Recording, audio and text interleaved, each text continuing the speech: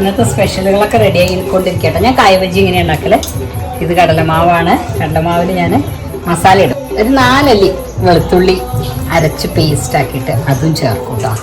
ഇങ്ങനെയാണ് മുറിക്കുക. മുളക് പൊടി ഇടും. അതുപോലെ എരിവ് വേണ്ടാത്തവരുണ്ട തുള്ളി ദോശമാവ് ഒഴിക്കും. 4 ഗ്ലാസ് കടലപ്പൊടി ഉണ്ടെങ്കിൽ അതിലേക്ക് ഒരു 4 അല്ലി വെളുത്തുള്ളി. അപ്പം നമ്മൾ ഈ കടലപ്പൊടി പേസ്റ്റ് ആക്കണ കൂട്ടത്തിൽ ഈ 4 അല്ലി വെളുത്തുള്ളിയും കൂടിയിട്ടൊന്ന് മിക്സിയിലൊന്ന് അരയ്ക്കുക നല്ലോണം.